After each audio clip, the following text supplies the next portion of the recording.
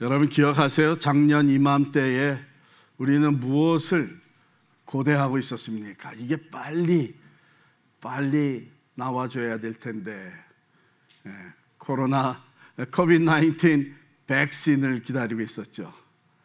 12월 중순부터 미국에서도 이제 백신을 맞기 시작을 했던 것입니다.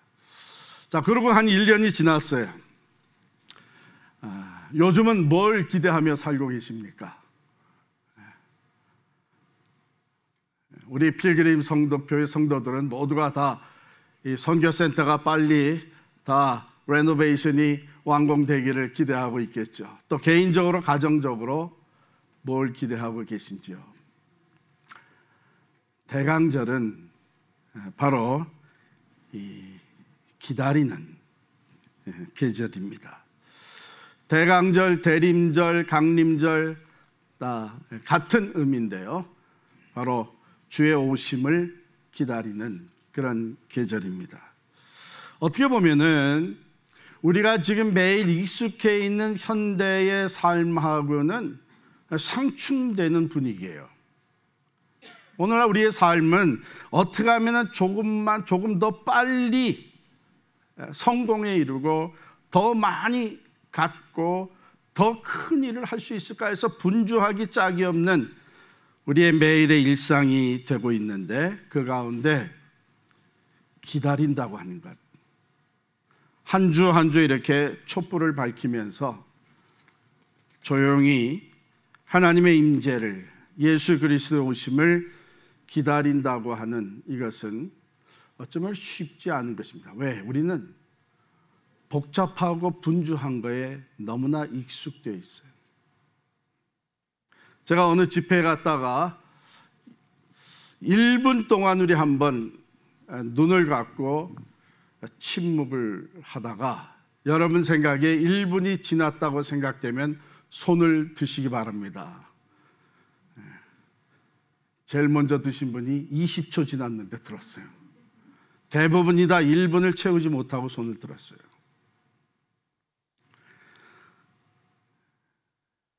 애드벤트 시즌, 영어로는 본래는 이제 라틴어인데요. 이 애드벤트라고 하는 단어가 무엇을 의미하냐면, 여러분 공항이나 기차역에서 우리가 도착할 손님을 기다리잖아요. You wait for their arrival.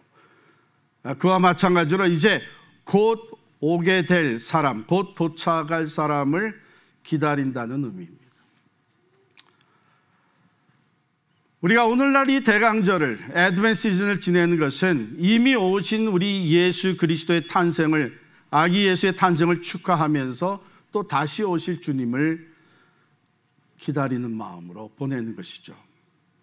그런 의미에서 우리가 4개의 초를 이렇게 밝히면서 대강절을 지냅니다. 이 첫 번째 오늘 밝힌 초는 바로 hope, 희망의 캔들이고, 다음 주는 두 번째 peace, 평화의 캔들, 세 번째는 joy, 기쁨의 캔들, 그리고 네 번째 마지막에는 love, 사랑의 캔들을 밝힙니다. 예수 그리스도만이 참된 소망이고 참 평화가 되십니다. 예수 그리스도 안에서 우리는 세상이 주지 못하는 기쁨을 누리게 되고 하나님의 사랑을 우리가 경험하게 됩니다. 감사한 것은요, 우리 작년에 이어서 우리 대강절 때 각 가정에서 가정 예배를 드릴 수 있도록 잘 준비가 되어 있습니다. 이것이 많이 이제 퍼져나가고 있는데, 코로나 팬데믹을 통해서 우리가 여러 교훈을 받았는데 그 중에 하나가 바로 가정이 교회가 되어야 된다 하는 교훈이었죠. 공동체로 모이지 못할 때에 여러 가정들이 가정에서 예배를 드리면서 가정에서 신앙교육을 시키고 기도의 제단을 쌓았습니다. 그건 나랑은 거리가 있는 얘기인데, 그렇다면 다시 한번 생각하셔야 됩니다.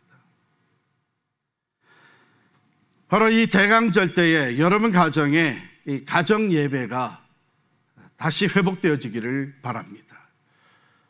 예배를 통해서 하나님의 임재, 하나님의 강림, 그 성령의 충만함을 경험하는 가정들이 되시기를 간절히 축원합니다. 오늘 이 대강절 첫째 주일에 우리가 함께 묵상하는 말씀은 먼저 누가복음 3장 1절부터 6절의 말씀입니다. 누가는 이 세례 요한의 등장을 소개하면서 이것은 역사에 있어서 아주 크고 중요한 전환점을 이루는 것이었다, 이렇게 생각했던 것 같아요. 그래서 세례 요한을 소개하는 그 자리에, 그 시점에 먼저 여러 사람의 이름을 언급하고 있죠. 첫 번째, 디베리오 황제가 통치한 지 15해, 즉 로마 제국의 두 번째 황제가 되었던 티베리우스, 디베리오가 로마 제국을 다스리고 있었다 하는 것은 당시의 세계의 상황을 우리에게 보여주는 것이죠.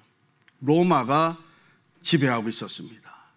수많은 나라들, 민족들이 로마의 식민지로 있었습니다. 로마의 그 힘, 그 무력이 많은 사람들을 억누르며 다스리고 있었던 그 당시 세계 배경을 소개하고 있고요. 그 다음에 본디오 빌라도가 유대인의 총독으로, 헤롯이 갈릴리의 분봉왕으로, 그 동생 빌립이 이두레와 드라고니 지방의 분봉왕으로, 루사니아가 아빌레네의 분봉왕으로. 이건 뭐예요? 이것은 좀 네로 다운 시켜가지고 이제 그 팔레스타인 지역, 유대 땅이 있는 그 팔레스타인 지역의 정치적 배경을 말해주고 있는 것이죠. 분봉왕, 테트락이라고 하는 이 말은 본래 4분의 1, 4등분 해가지고 그 하나를 다스리는 왕을 얘기할 때에 썼던 단어입니다. 테트락, 분봉왕인데 나중에는 이것이 의미가 좀 더 포괄적이 되어서 어느 파트, 지역의 한 파트를 맡아서 다스리는 왕을 분봉왕이라고 부르게 되었어요. 그런데 여기에 헤롯이 갈릴리의 분봉왕으로 이렇게 나오니까 혼돈이 일어난 사람들이 이 헤롯? 예수님 탄생할 때에 그 왕 헤롯, 그렇게 생각하면 오산이죠. 성경 공부반 등록하셔야 됩니다. 그것은 헤롯 대왕이에요. 헤롯 대왕이 죽으면서 자기 아들들에게 땅을 분배해서 나눠줬는데 로마가 그것을 어프로브를 해줬습니다. 뭐냐면 그거 괜찮은 아이디어다. 이 유대인들이 가지고 있는 이 팔레스타인의 그 힘을 분산시켜 놓는 것은 지혜로운 것이다, 이렇게 해서 그것을 어프로브를 해줬어요. 그래서 헤롯 대왕이 자기 세 아들에게 땅을 나누어서 분봉왕으로 다스리게 했습니다. 그 세 아들, 첫 번째 아켈라오라고 하는 아들은 유다와 사마리아 지역, 우리가 잘 아는 지역이죠. 유다와 사마리아 지역을 다스리게 했고, 그 다음에 헤롯 안티파스는 갈릴리, 저 북쪽의 갈릴리와 베레아 지역을 다스리게 했습니다. 그리고 헤롯 빌립은 이 북동쪽에 있는 갈릴리 북동쪽의 이두레와 또 드라고니스를 다스리게 됐습니다. 그리고 여기 네 번째 나온 또 다른 분봉왕 루사니아는 헤롯 대왕의 가문과는 상관이 없는 사람이었죠. 그도 아빌레네 분봉왕으로 있었다. 그런데 헤롯이 형제가 셋이 아니라 둘이 나오잖아요. 헤롯 안티퍼스가 갈릴리의 분봉왕으로, 또 그 동생 헤롯 빌립이 이두레와 드라고니 지방의 분봉왕으로. 그러면 아켈라오는 어떻게 됐어요? 아켈라오는 밀려났습니다. 왜냐하면 아켈라오가 다스리던 그 유다와 사마리아 지역에서 끊임없이 갈등이 생기고 또한 어려운 문제가 등장하게 된 것이죠. 그래서 로마 제국이 여기는 안 되겠다 해서 아켈라오를 내려앉게 하고 거기에 총독부가 들어가서 로마가 직접 다스리기 시작한 것이죠. 그래서 본디오 빌라도가 유대인의 총독으로 이렇게 본문은 소개하고 있습니다. 바로 이 빌라도가 예수님이 십자가에 달려 돌아가실 때에 그 정치적 재판을 했던 빌라도입니다. 자, 이와 같이 그 팔레스타인 지역은 분리가 돼가지고 분봉왕들이 다스리게 돼 있던 그런 정치적 상황을 보여주고 있습니다. 이 난폭한 아켈라오, 유대인을 억압하고 유대 땅에서 많은 문제를 야기시켰던 아켈라오 대신에 이제 총독부가 들어와서 다스리게 되었고, 총독부 역시 유대인들, 특별히 유대 종교인들과 많은 갈등을 갖게 되었습니다. 자, 그렇다면 정치적으로, 사회적으로, 또 경제적으로 이 어려운 상황에 소망을 둘 수 있는 것은 종교이겠죠. 종교, 영적인 유대인들은 신앙이 있었으니까. 자, 그러면 누가는 그 당시에 종교적 배경은 어떠했느냐? 2절에 보면 안나스와 가야바가 대제사장으로 있을 때에, 그냥 넘어갈 수 있는 부분이기도 합니다. 안나스와 가야바가 대제사장으로 있었구나. 그런데 좀 우리 성경의 지식을 가지고 있는 분들, 또 유대 배경을 좀 알고 있는 분들은 이거 이상하네. 그럴 수밖에 없어요. 왜? 대제사장은 한 시대에 한 명밖에 없습니다. 제사장은 많이 있지만 그 시대의 대제사장은 한 명이고, 대제사장은 보통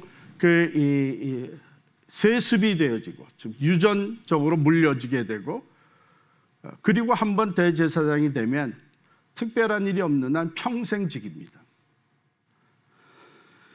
그런데 여기 누가는 분명히 안나스와 가야바가 대제사장으로 있었다, 이렇게 소개를 하고 있는 거예요. 이것은 한마디로 그 당시에 그 영적 상태, 종교적 배경이 어떠했는가를 보여주고 있는 것이죠.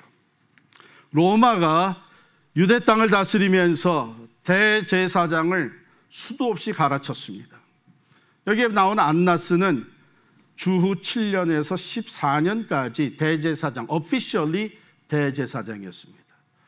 그런데 그도 주후 14년에 내려앉을 수밖에 없게 됐고, 그 아들들이 이어서 대제사장이 됐는데 네 아들이 다 대제사장을 지내고, 지금 여기 소개된 이 가야바는 안나스의 사위입니다.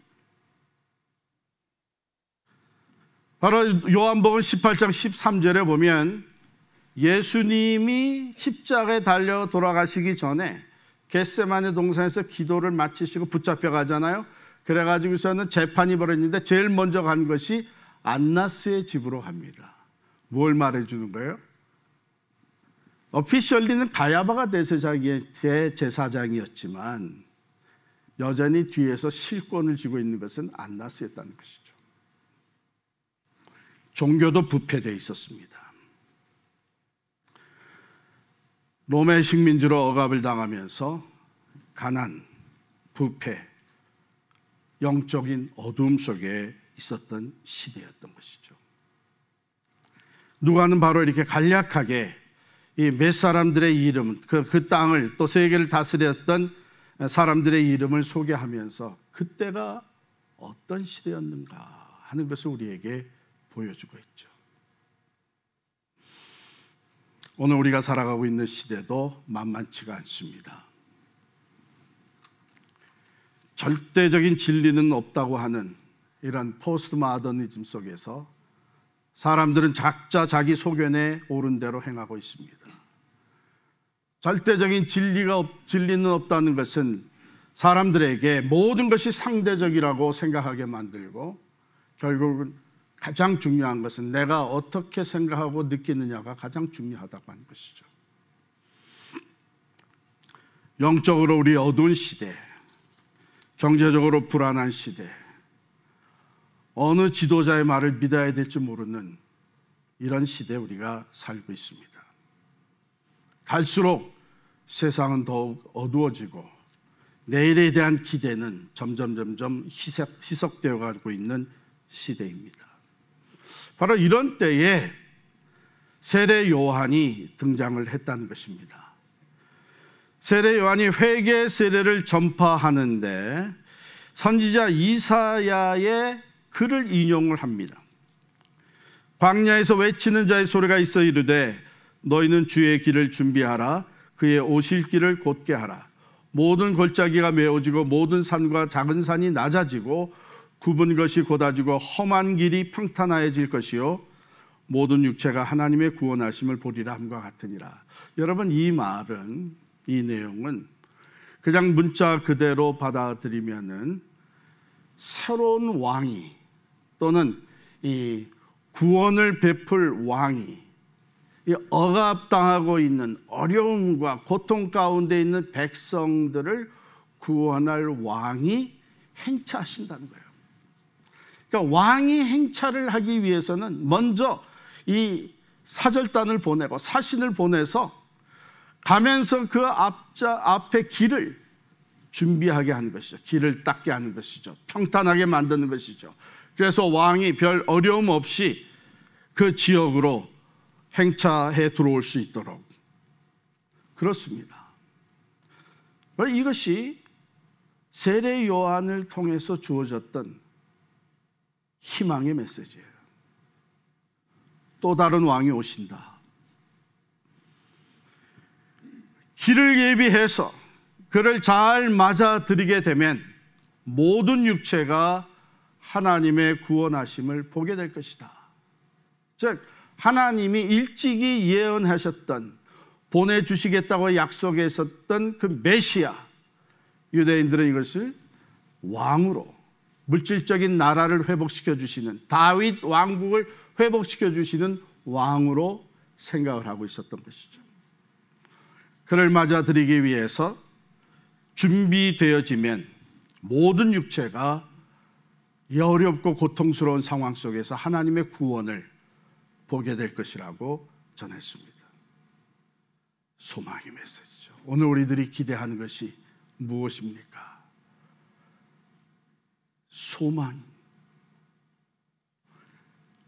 고통과 어려움 가운데, 불의와 어두움이 판을 치고 있는 가운데에 소망이 어디 있는가? 많은 부모들이 우리 자녀들 세대는 더 어렵겠구나 이러면서 자녀들을 위해서 염려하며 기도하고 있지 않습니까? 그것이 오늘 본문의 첫 번째 메시지고, 본문의 두 번째 내용을 보게 되면 누가복음 21장 25절부터 28절입니다. 1월 성신에는 징조가 있겠고 땅에서는 민족들이 바다와 파도의 성난 소리로 인하여 혼란 중에 곤고하리라.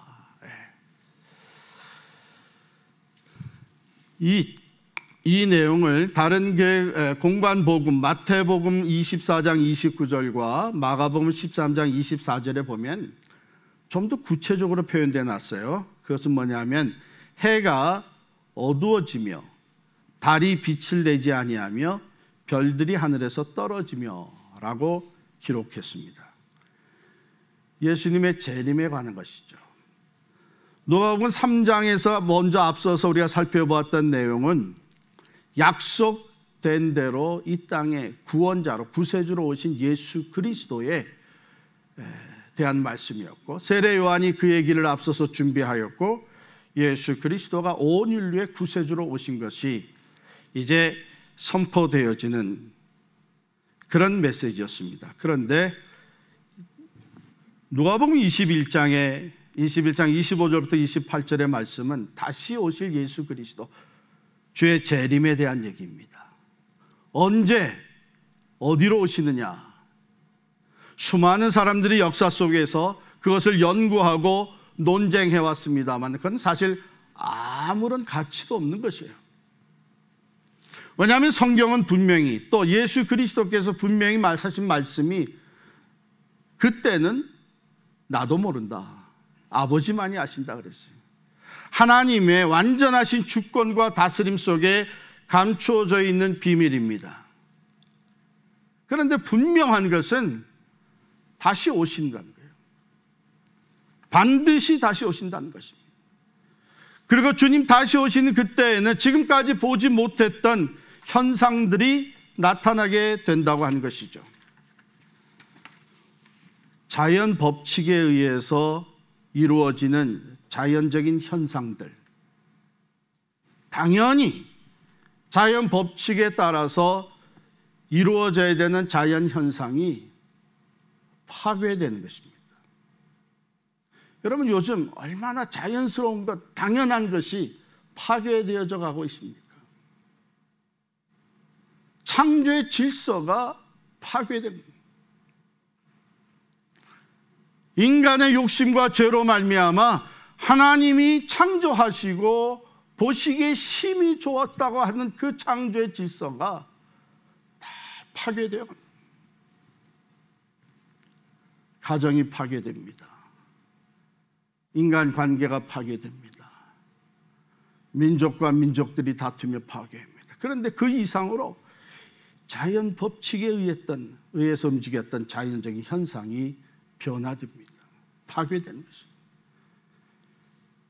해와 달이 그 빛을 잃고 어두워지게 되고 별들이 하늘에서 떨어지는, 그래서 모든 민족들이, 사람들이 그런 상황을 보면서 놀라고 큰 소란과 소동이 일어나게 된다는 것이죠. 이미 이런 현상은 우리의 삶 속에서 보여지기 시작을 했습니다. 자, 이 예수님의 초림과 재림, 이 두 메시지가 오늘 본문 두 곳을 통해서 우리에게 소개되고 있습니다. 우리가 한번 비교해 본다면요, 예수님의 초림은 조용히 찾아왔습니다. 베들레헴의 말구의 한 아기로 탄생하시면서 이 땅에 오셨습니다. 몇 사람들이 만나는 일이 있었지만 매우 제한된 사람들, 동방박사들, 들에서 양을 치던 목자들, 그 예수님의 부모. 그러나 예수님 다시 오시는 재림 때에는 모든 사람이 볼 수 있게 오신다고 했습니다. 오늘 27절에 보면 그때의 사람들이 인자가 구름을 타고 능력과 큰 영광으로 오는 것을 보리라. 모두가 다 볼 수 있게 예수님이 다시 오신다고 하죠. 사도 바울도 데살로니가전서 4장 16절에 보면 주께서 호령과 천사장의 소리와 하나님의 나팔 소리로 친히 하늘로부터 강림하시리니 그랬습니다.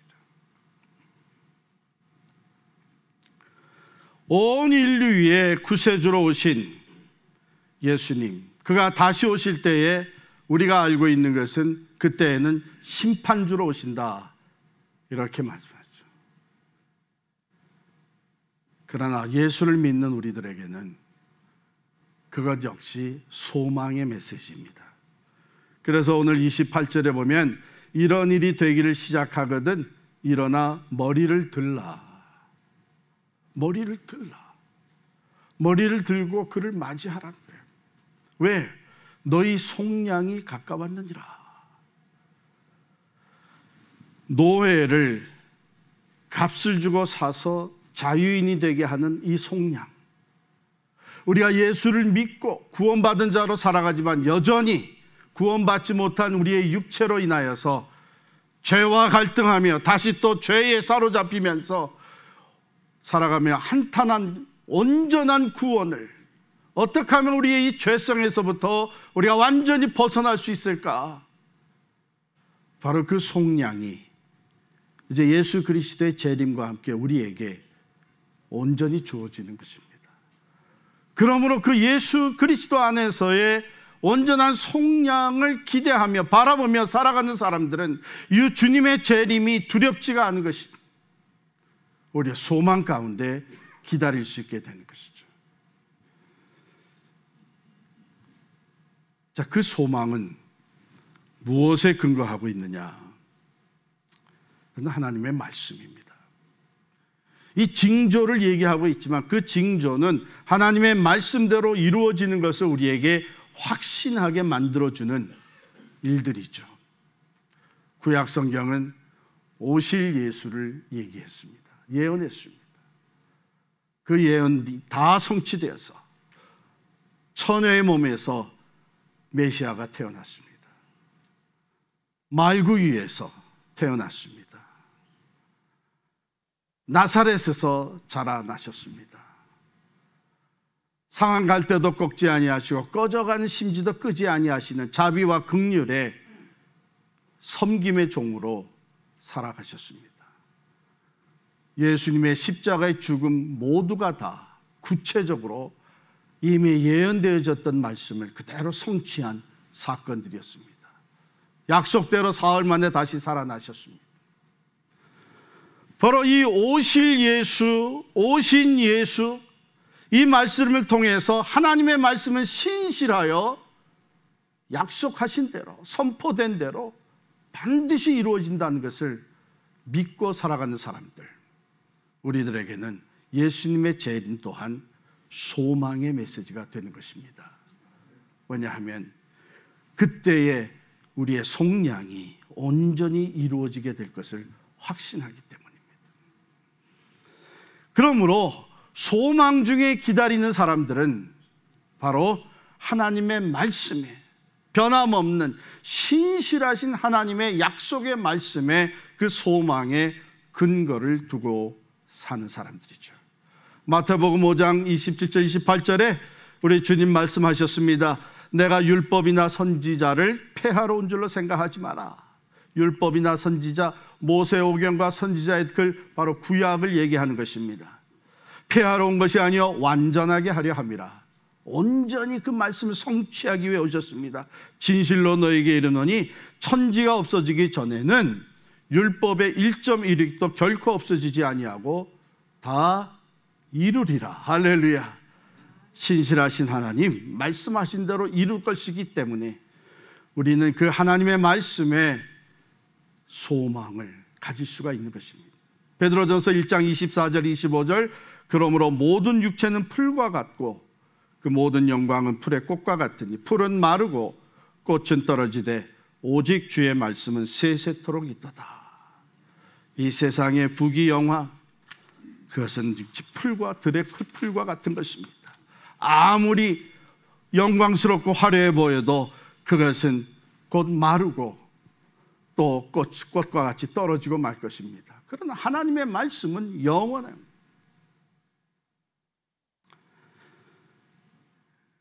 그러므로 오늘 말씀은 예수님의 초림과 같이 예수님의 재림 또한 우리에게 소망의 메시지가 됩니다. 그런데 모두에게는 아닙니다. 모두에게는 아니에요. 예수님 당시에도 메시아를 기다린다고 했지만 변화를 원치 않았던 사람들이 적지 않게 있었습니다. 대표적으로 헤롯 대왕이었죠. 그리고 그와 함께 권력을 장악하고 누리던 사람들, 심지어는 종교인들, 바리새인들, 사두개인들, 이 모든 사람들, 이만하면 살면 한데, 이만하면 우리가 원하는 걸 누리고 있는데 세상이 변해서야 되겠느냐? 새 왕이 태어났다고 하니까 두려움이 생겼습니다. 자기가 가지고 있는 것을 잃어버릴까 봐. 결국은 베들레헴 그 지경에 2살 아래 사내 아이들은 다 죽이는 대학살을 진행을 합니다. 오늘날에도 어떠면 분명히 소망의 메시지라고 말은 하지만 변화를 원치 않는 사람들이 적지 않게 있습니다. 왜요? 다른 사람은 아무리 힘들고 어렵다고 해도 나는 경제적으로 여유가 있고 나는 안전한 환경 속에서 살아가고 있고 나는 노후 대책까지 확실하게 세워놨다고 생각하면서 말로는 예수님의 재림을 고백하지만 실제 삶은 예수님의 재림을 거부하고 있는 사람들이 적지 않게 있습니다. 그러나 신앙이 생활이 되어지고 입술의 고백이 진정한 삶의 실천이 되어져서 예수님의 다시 오심을 기다리는 사람들, 다른 것이 아니라 말씀하신 대로 이루어질 것을 분명히 믿고 고백하면서 소망 중 기다리는 사람들의 삶은 차이가 있습니다. 그들은 인내하는 것이죠. 소망이 있기 때문에 인내할 수 있습니다.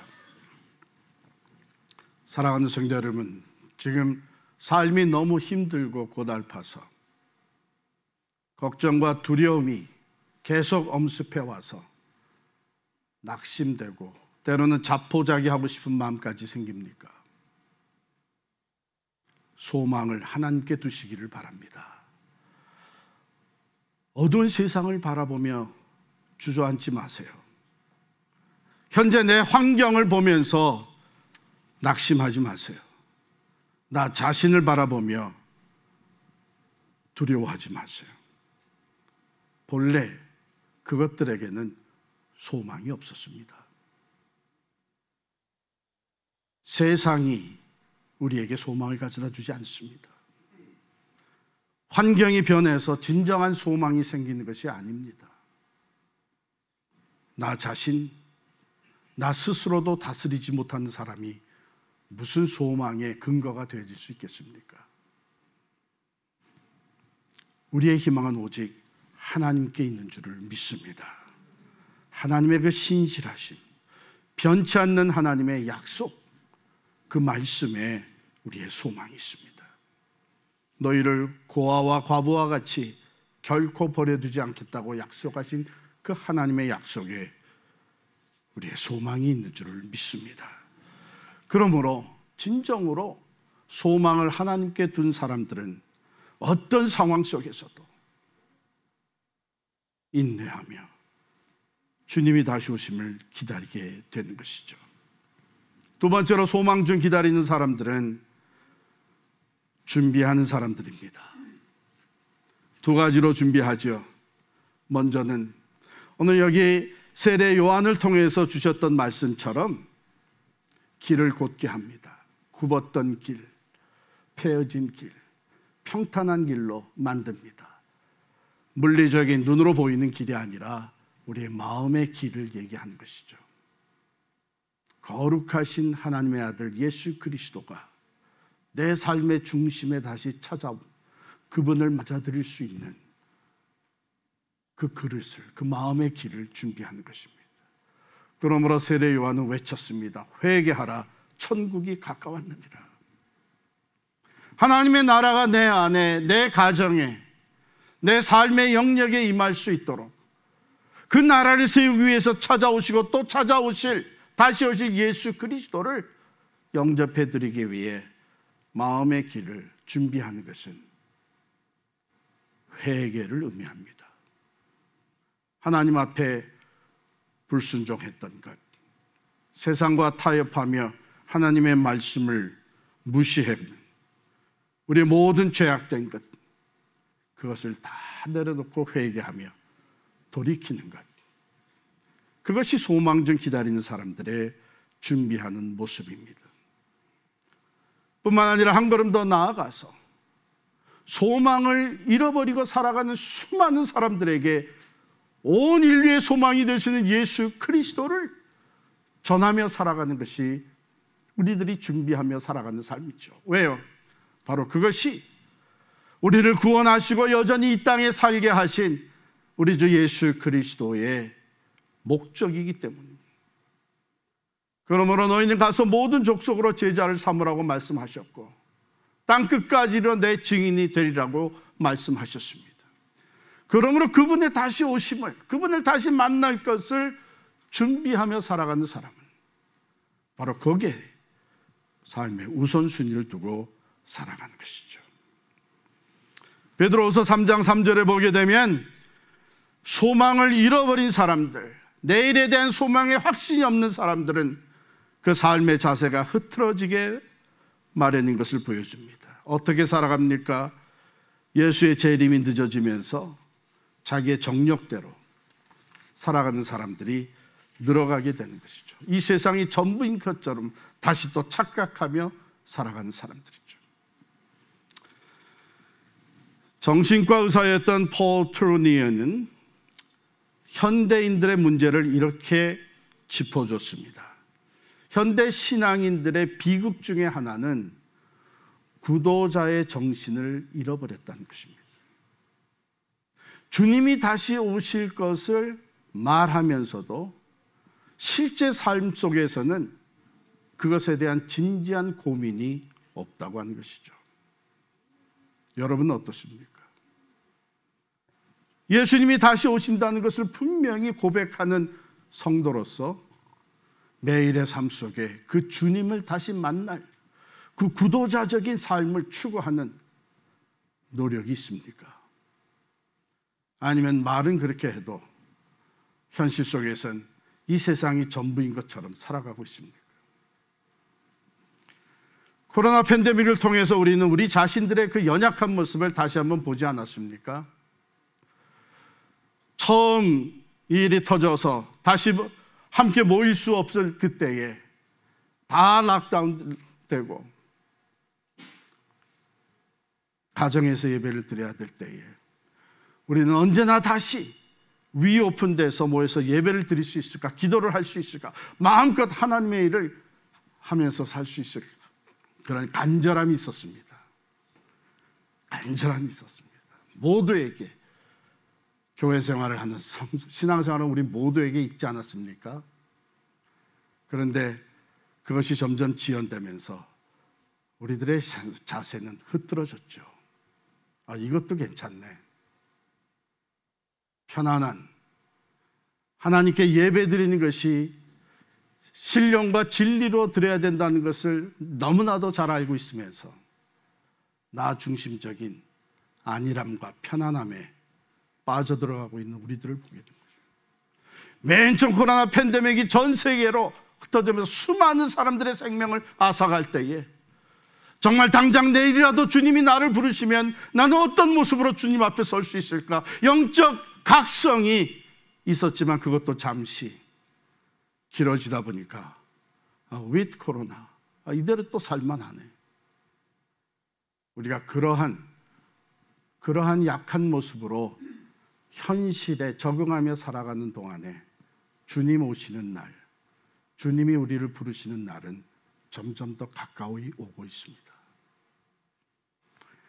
그러므로 소망 가운데 준비하고 있는 사람들은 인내하며 기다릴 뿐만 아니라 준비하며 기다립니다. 랍비였던 휴고 그린은 자기가 젊은 시절, 어린 시절 아버지와 함께 독일의 그 집단 수용소에서 겪었던 뼈아픈 체험을 후에 기고를 했습니다. 1944년 몹시 추운 겨울날 자신과 함께 감금되어 있었던 아버지가 자기의 친구 몇 명을 수용소 건물 한쪽으로 따로 모이게 했다는 것입니다. 아버지는 그날이 유대인의 명절 하누카의 저녁이라는 것을 알고 계셨던 것이죠.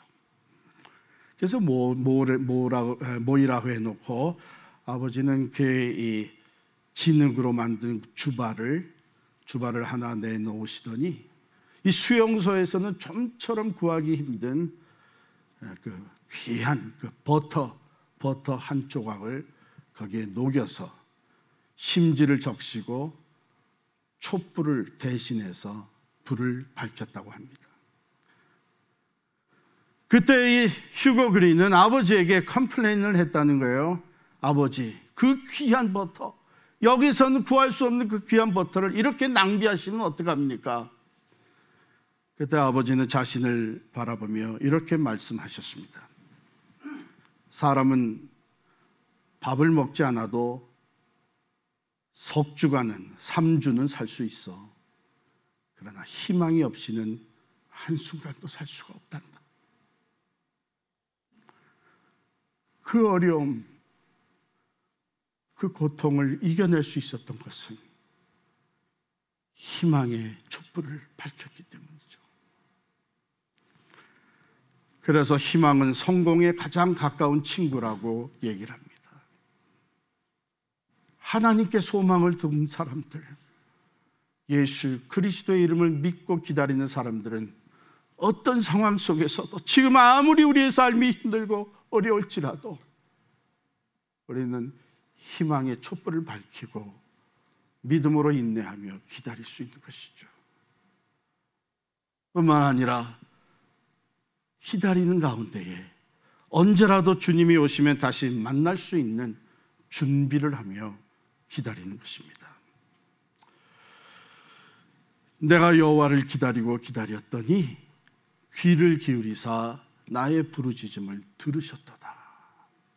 기도 가운데, 예배 가운데, 말씀 가운데 우리는 하나님께 소망을 두고 기다릴 수 있는 것, 그것은 오직 하나님의 말씀에 뿌리를 내린, 그래서 소망을 잃지 않은 사람들의 모습입니다. 전설처럼 내려오는 그 독일의 한 이야기가 있습니다. 바바리아라고 하는 성에 한 공작이 살고 있었는데 그 공작의 이름은 루드비히였습니다. 그런데 이 루드비히 공작이 얼마나 포악한 사람인가 하면 성 안에 있는 모든 사람들은 그 공작을 두려워했습니다.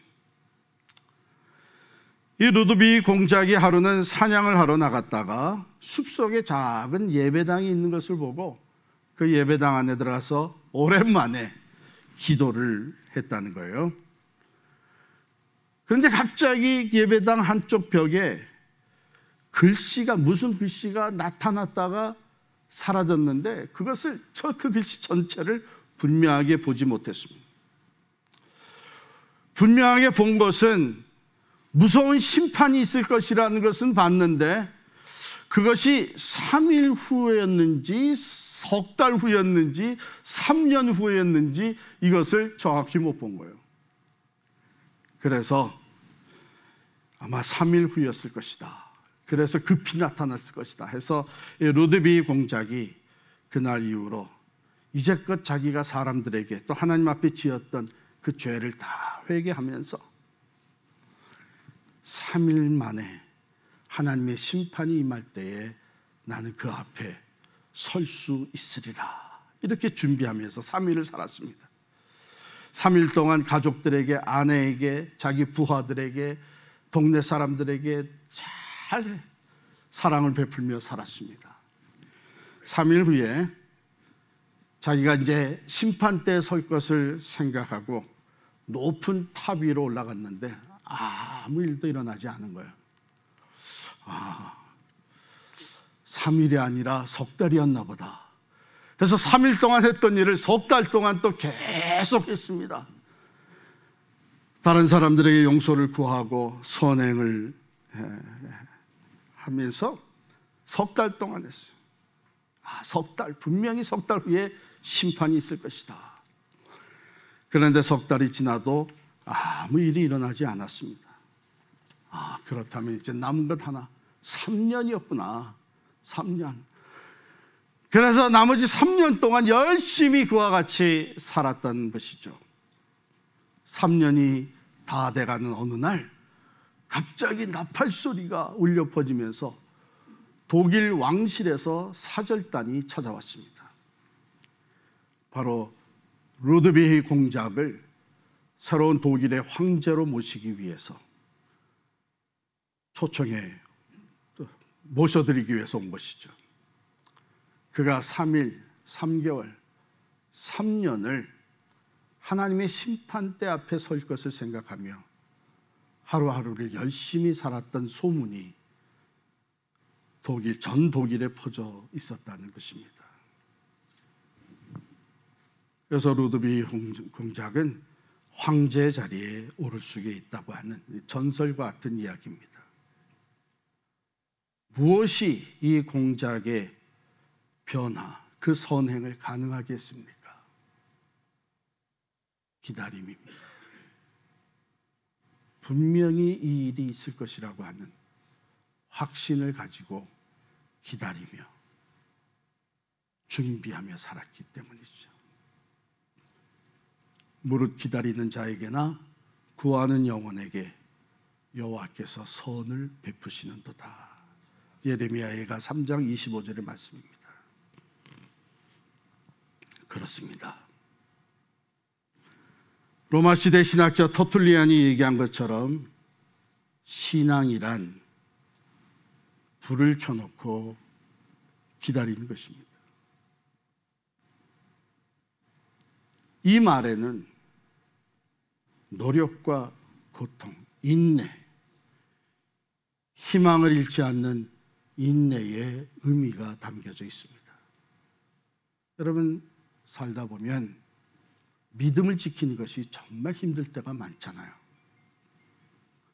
그러나 그렇다고 믿음을 포기하거나 타협하지 아니하고 끝까지 하나님의 말씀을 붙잡고 믿음의 인내를 온전히 이루어가는 것, 결코 쉬운 일이 아닙니다. 그러나 분명한 것은 이 소망 중에 믿음의 인내를 감당하며 주님 앞에 설 그날을 준비하며 살아가는 사람들, 반드시 주님 앞에 그 영광 가운데 들어갈 수 있게 되는 줄을 믿습니다. 그렇습니다. 이 대강절은 이미 오신 예수 그리스도, 그리고 다시 오실 예수 그리스도를 바라보면서 우리가 기다림의 삶을 살아가는 것입니다. 조용히 촛불을 밝히며 우리 자신들을 돌아보는 시간, 언제라도 주님 나를 부르시면 그 앞에 설 수 있는 준비하며 살아가는 삶, 그리고 믿음으로 인내하며 준비하는 동안에 하나님이 우리에게 부어주시는 하늘의 위로와 참 평화와 그 기쁨과 변함없는 사랑을 만끽하며 살아가는 것이 대강절의 삶이 되는 줄을 믿습니다. 이 대강절의 축복이 여러분과 여러분의 가정에 넘치게 임하기를 간절히 축원합니다. 기도하겠습니다.